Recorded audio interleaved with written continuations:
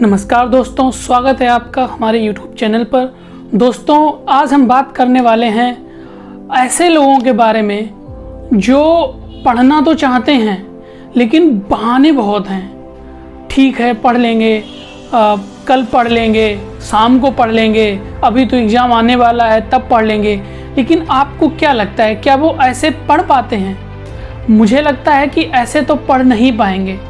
और ऐसे जो स्टूडेंट होते हैं या जो किसी एग्ज़ाम की तैयारी कर रहे होते हैं, ऐसे बच्चों की सबसे बड़ी जो समस्या होती है वो होती है यही बहानेबाजियाँ। आज मैं आपको एक कहानी सुनाने वाला हूँ। आपको इस कहानी से पता चलेगा कि आखिर इंसान कैसे अपने आप को इन सब समस्याओं से ऊपर उठा सकता है, बस कुछ छोटे छोटे स्टेप लेके। दोस्तों, एक लड़का था सुनील नाम का। तो उस लड़के को जब भी स्कूल में कोई रेस होती थी तो वो कभी रेस कंप्लीट नहीं कर पाता था। वो जब भी आता था आधे में या 60% कंप्लीट कर ली या 70% कंप्लीट कर ली, कभी रेस उसकी पूरी नहीं हो पाती थी। उसने कम से कम 5 बार ये फेलियर देखा। फिर उसको लगा कि मैं क्यों रेस कंप्लीट नहीं कर पा रहा हूँ, आखिर ऐसी कौन सी समस्या आ गई है।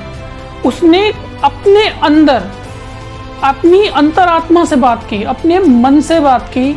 तो उसने सबसे पहले ये निचोड़ निकाला कि तो पहले तो वो खुद बहाने मार लेता था अपने आप से ही कि यार मुझसे नहीं हो पाएगा, ये मेरे बस की बात नहीं है।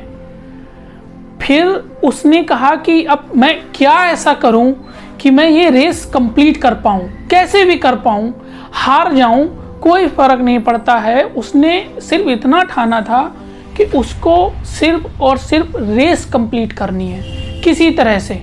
मतलब ऐसा समझो कि आपको एक टास्क दिया गया है, आप उसको बीच में ही छोड़ देते हो। उसने सिर्फ इतना डिसाइड किया कि जो टास्क है ना उसको कंप्लीट करना है, चाहे टाइम भले ज़्यादा ले ले। उसने टाइम के बारे में नहीं सोचा, उसने बिल्कुल नहीं सोचा कि उसको टॉप कर जाना है, उसको 100% परफेक्ट होके निखर के सामने आना है। उसने सिर्फ इतना सोचा कि मुझे इस रेस को कंप्लीट कर लेना है। तो उसने डिसाइड किया कि चाहे कुछ भी हो जाए, अब मैं जब रेस में दौड़ने जाऊंगा ना, तो मैं भले चाहे मैं वहाँ पे अधमरा क्यों ना हो जाऊं मैदान में, लेकिन मैं रेस कंप्लीट करके रहूँगा। रेस का दिन आ जाता है। सबको पता था कि सुनील जो है वो रेस कंप्लीट नहीं कर पाएगा, ये तो आया है अभी और आधी दौड़ में निकल जाएगा। बहुत सारे अध्यापकगण थे, बहुत सारे स्टूडेंट्स और भी थे जो कॉलेज के ही थे। दौड़ शुरू होती है, सुनील भी दौड़ में शामिल होता है। धीरे धीरे धीरे धीरे दौड़ता रहता है। जब वो आधी दूरी पे पहुंचता है फिर वो थक जाता है। वो कहता है अब दौड़ नहीं पाऊंगा, बिल्कुल मतलब एकदम ऐसे समझो हताश हो जाता है।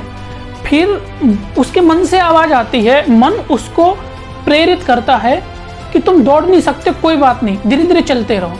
वो धीरे धीरे चलना शुरू कर देता है। अच्छा, धीरे धीरे चलते रहने से क्या होता है कि दूरी तो कम हो ही रही है ना, ऐसा तो नहीं है कि दूरी बढ़ रही है। धीरे धीरे चलता रहता है, फिर वो और थक जाता है। फिर उसे लगता है मैं ये दूरी कंप्लीट अब कर नहीं पाऊंगा। गिर जाता है। जब गिर जाता है तो उसको ऐसा लगता है कि उसको मूर्छा आ जाएगी। फिर जैसे तैसे वो उठता है।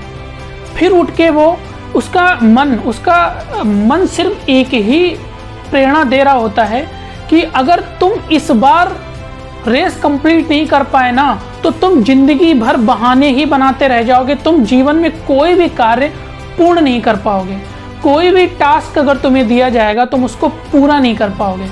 तो दोस्तों, फिर सुनील लंगड़ाते हुए चलता है, कभी दौड़ता है, फिर चलता है, फिर थकता है, तो धीरे धीरे चलता है। आफ्टर ऑल जब लास्ट रह जाता है तो वो गिर पड़ता है और घुटनों के बल चल के वो जो लाइन होती है वो क्रॉस कर जाता है। और इस तरह से सुनील अपनी ज़िंदगी की पहली ऐसी रेस कंप्लीट करता है जहाँ पे उसे कितने सारे फेलियर्स का सामना करना पड़ा था। आजकल के युवाओं के साथ, आजकल के बच्चों के साथ यही समस्या है कि हर एक टास्क के लिए उनके पास एक नया एक्सक्यूज होता है, एक नया बहाना होता है और वो तैयार रहते हैं।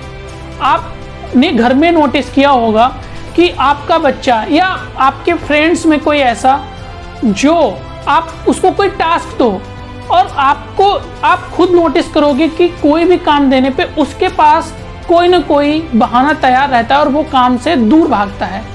बट अगर इसी को चैलेंज लें, अगर इसी को खुद पे एक चैलेंज लेके एक प्रयोग किया जाए तो कोई आपको सफल होने से नहीं रोक सकता और दुनिया का कोई ऐसा टास्क नहीं है जिसे कंप्लीट ना किया जा सके। तो इसको कहते हैं कि कोई भी चैलेंज लो और हम उसको जब एक्सेप्ट कर लेते हैं तो वो कंप्लीट जरूर होता है, बस आपका डेडिकेशन होना चाहिए। तो दोस्तों आज का वीडियो बस यहीं तक। अगर मेरी ये स्टोरी, ये मोटिवेशन पसंद आया हो तो चैनल को सब्सक्राइब जरूर कर लेना। हम आपके लिए ऐसे ही इंटरेस्टिंग, मोटिवेशनल, इंस्पिरेशनल वीडियोज लेकर आते रहेंगे। तब तक के लिए जय हिंद, वंदे मातरम।